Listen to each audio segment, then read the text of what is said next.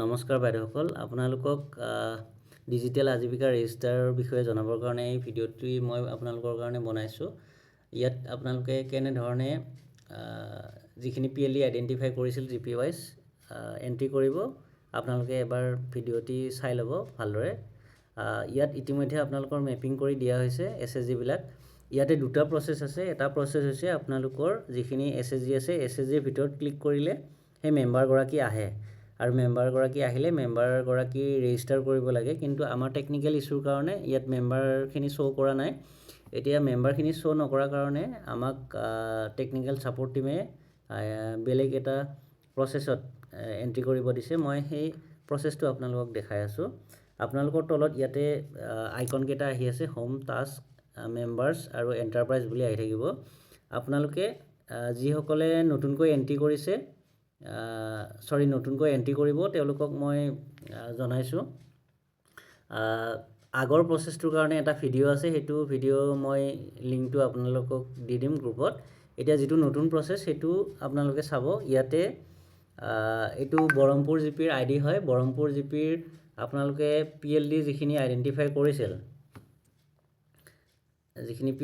কৰিছিল, মই লিষ্টখন দেখাই দিছোঁ আপোনালোকক।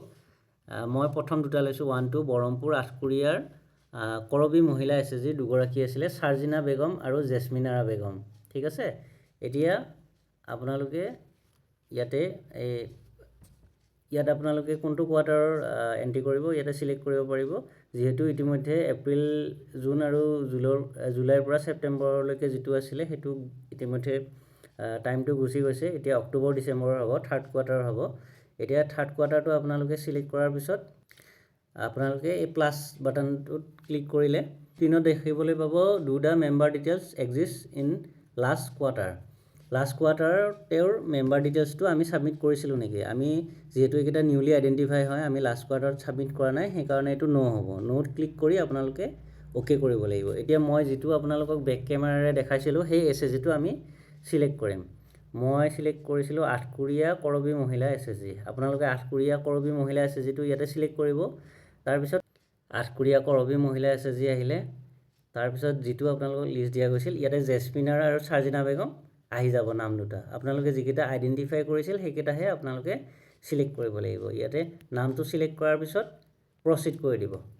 প্ৰচিড কৰি দিয়াৰ পিছত ইয়াতে এণ্টাৰপ্ৰাইজ টাইপ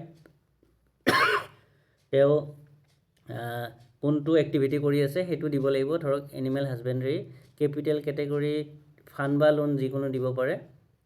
ধৰক ফাণ্ড দিছোঁ, capital source self help group select কৰিব লাগিব। টাইপ অফ কেপিটেল ইয়াতে তিনিটা আছে, কনভাৰ্জেঞ্চ ফাণ্ড, গ্ৰেণ্টছ আৰু আদাৰ ফাণ্ড। মই কনভাৰ্জেঞ্চ ফাণ্ড চিলেক্ট কৰিছোঁ আৰু এমাউণ্ট এটা ধৰিছোঁ ধৰক 4,000 টকা। ঠিক আছে, দি আপোনালোকে ছাবমিট কৰি দিব। ছাবমিট কৰি দিয়াৰ লগে লগে আপোনালোকৰ তলত ইয়াতে আহিব ফাণ্ডিং চামাৰীটো, চেল্ফ হেল্প গ্ৰুপ চ'ৰ্চ, টাইপটো আহিব এণ্টাৰপ্ৰাইজ টাইপ, যিখিনি আপুনি এণ্ট্ৰি কৰিলে। তাৰপিছত ছেভ এণ্ড কণ্টিনিউ আপুনি কৰি দিব। কৰি দিয়াৰ পিছত যিটো আপুনি এক্টিভিটি চিলেক্ট কৰিব সেই মহিলাগৰাকীৰ কাৰণে, তেওঁ যিটো এক্টিভিটি কৰে সেই এক্টিভিটিটো আপুনি চিলেক্ট কৰিব লাগিব। মই ইয়াতে ধৰক ফাৰ্ম চিলেক্ট কৰিলোঁ, তাৰপিছত এইটো ছাবমিট কৰিলোঁ। কৰাৰ লগে লগে তেওঁৰ যিখিনি ডিটেইলছ আছিলে সেইটো কমপ্লিট হৈছে আৰু লগে লগে পাৰ্চিয়েলি কমপ্লিটেড আহি যাব। আৰু বাকীখিনি যিখিনি আপোনালোকে ইনকামখিনি কেনেকৈ এণ্ট্ৰি কৰিব লাগিব সেইখিনি আপোনালোকক বেলেগ এটা ভিডিঅ' দিয়া যাব। সেইটো ভিডিঅ'ত আপোনালোকে বাকীখিনি ডিটেইলছ পাই যাব।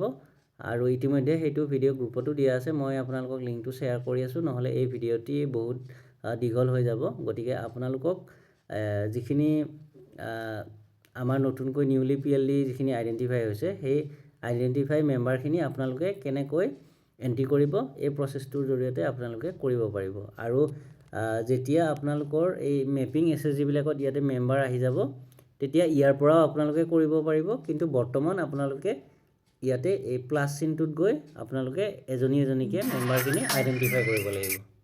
গতিকে সকলোৱে বুজি পাইছে বুলি মই আশা কৰিছোঁ। আপোনালোকে ভিডিঅ'টি ভালদৰে চাব।